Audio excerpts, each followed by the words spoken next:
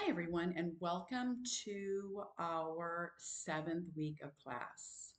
Oh my gosh, we're going to be out of here in no time. So, class actually ends in 16 days. So, anyways, I just wanted to do a really quick micro lecture over what you have due this week with your leadership assignment.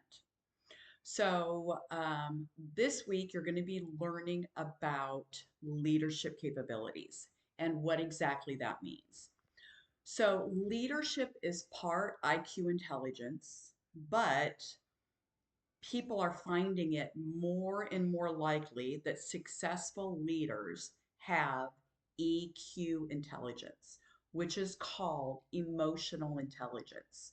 So, people with high EQ demonstrate a higher level of self awareness, motivation, empathy, and social skills. So people with high emotional intelligence, they know how to read a room. Um, they know what is or isn't appropriate depending on your audience. They're no drama. They can easily flow through a room and make small talk. They are likable. They know what they should or shouldn't say to who and when. Um, they practice empathy. They have empathy towards others. They're good active listeners. So, and empathy is different than sympathy. Empathy is being able to put yourself in other people's shoes. So, it stands to reason that we are much more likely as leaders to make better leadership decisions when we can put ourselves in another person's shoes. How will my decision affect someone else? So these are all traits of emotional intelligence. And again, the big one is self awareness, being empathetic, and having good social skills. Some other predictors of success when it comes to leadership skills are the big five personality traits. And they are openness, which is being curious, being creative, being open to new ideas. So when someone's having a conversation with you, you're not sitting there thinking about how you're going to rebuttal what they have to say or how you're going to add to what they are going to say. You're not going through that Rolodex in your mind about what it's, how it pertains to me and how my experiences have been similar.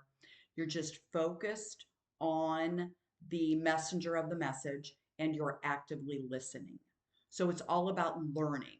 You want to be curious and have that learning mindset. You want to hear what other people say. Remember, we don't learn anything by talking, we only learn by listening. So having an openness to new ideas, to being creative, to being innovative, to be problem solvers is all part of um, being a good leader. The other personality trait, and many people will tell you it is the most important personality trait, is being conscientious. And that is about being organized, systematic, punctual, achievement oriented, and dependable. So people that are conscientious take a lot of pride in their work. They are a person of their word. When they say they are going to do something, they not only do it, they do it to the best of their ability. So they are all in. Everything that they do, they put their best foot forward. So they take a lot of pride in their work. They're very conscientious. They take ownership of that work and they do it to the best of their ability. Then the other personality trait is extroversion, which is being outgoing, talkative, sociable, and enjoying social situations. So, being an extrovert means you like being around people. You like having conversations with people. You are talkative. You enjoy social interactions. Half the world is extroverted, the other half is introverted. So, to decide, well, sometimes I think I'm extroverted, sometimes I think I'm introverted. Sometimes it does depend on the situation. But here's a way you can kind of tell. People that are extroverted, when they're around a group of people or they're in a social situation where they have to be social and talk to others, extroverted people feed on that. So it gives them energy and they enjoy it and they want to be doing that. And it's very easy for them. Or introverted people, they can, of course, adapt in situations like that. But the difference is they often, after that social interaction, after talking to a lot of different people, they often feel tired or drained. So at the end of a social interaction, a lot of times they just want to go home and they want quiet. So they can definitely adapt to that situation, but it just takes a lot of gas out of their tank.